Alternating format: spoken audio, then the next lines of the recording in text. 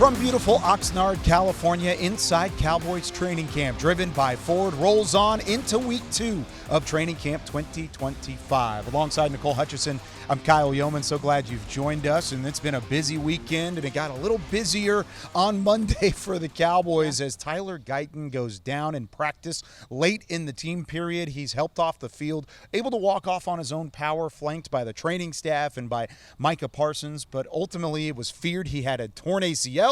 Good news is that is not the case. The ACL is intact for Tyler Gayton, and he is going to miss 4 to 6 weeks, but still could be available for week 1.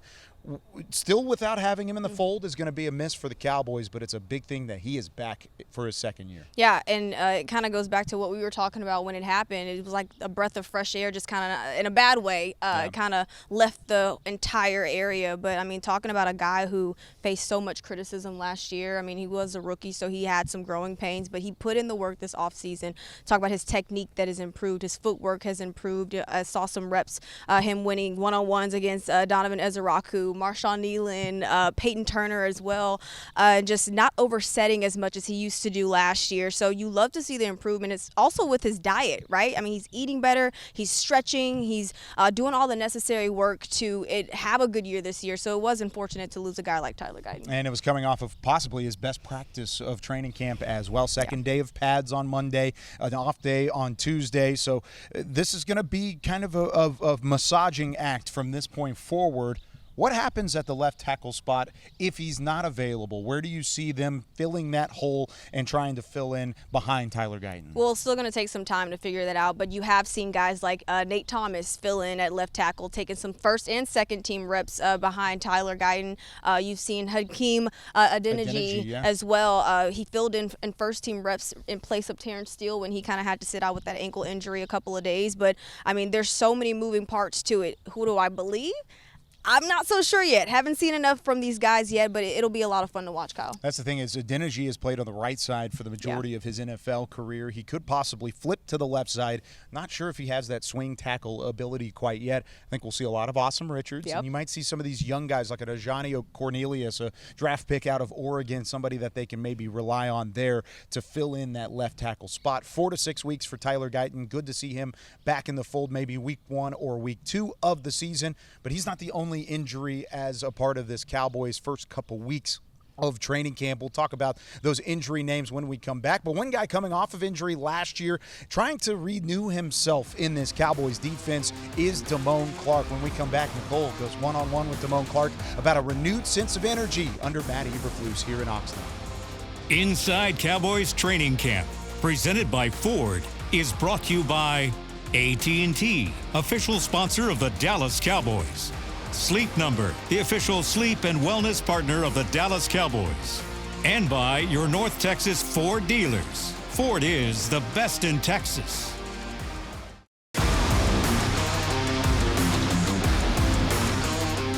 This segment is brought to you by Academy Sports and Outdoors, official sporting goods retailer of the Dallas Cowboys. Welcome back into Inside Cowboys training camp, driven by Ford. Deone Clark has been one of the interesting pieces of this Cowboys defense since he entered the fold a couple years ago. He's gone through now 3 different defensive coordinators. Of course, Matt Eberflus, now the defensive coordinator in Dallas, and he went from 109 tackles in 23 with Dan Quinn to 28 last year with Mike Zimmer. But Deone Clark feels renewed with Eberflus at the helm of this Cowboys defense, and he feels like he could possibly take these practice points and translate it into the season. With more on that, presented by Sleep Number, here's Nicole Hutchison with Deone Clark. What's up, guys? Another episode of 40 Camp Strides. I've got Deone Clark with me. How do you feel practice went defensively? We had a good practice. We didn't hit our standard in which we want to do. We got plenty of days out here and plenty of days before the preseason and before the season. Something that I have noticed, though, this linebacker core has some really good instincts. You guys are flying to the ball, specifically you. You blew up a play against Kavontae Turpin, a run stuff there. Just talk about that play and where you feel like you've grown the most. The biggest thing, man, is credited to Coach Flus and Gonzo. Man, those guys harp on, trusting your keys, getting downhill, playing physical. So that's something that I've been learning, learning from past mistakes, past years, and just getting better. How much more are you liking this Matt Eberflus scheme? Oh man, I love it, man. It's a attack scheme, man. So and it's all about the ball, you know. What they harp on is getting one step closer to the ball. So whether it's one small step here, eyes back on the quarterback, any little small thing like that, man, it's super important because this is an attack scheme, and it's all about the ball. What's the potential of this linebacker room, do you think? That's crazy you asked that because Coach Gonzo literally just said that he's going to be moving guys around.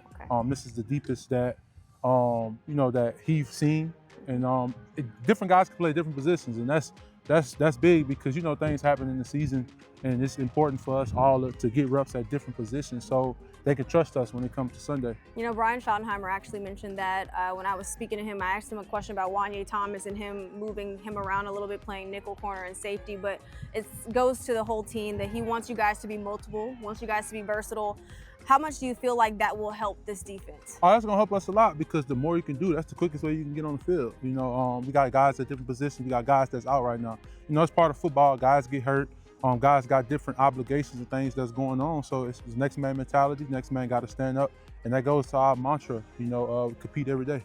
You can check out the entire conversation between Nicole and Deone on DallasCowboys.com, the Connected TV app, and on the Dallas Cowboys YouTube channels. When we come back, we wrap up Inside Cowboys training camp here from Oxnard, talking about some of these injuries starting to stack up for the Cowboys. How can it affect their early season hopes when we come back? This segment was brought to you by Academy Sports and Outdoors, official sporting goods retailer of the Dallas Cowboys.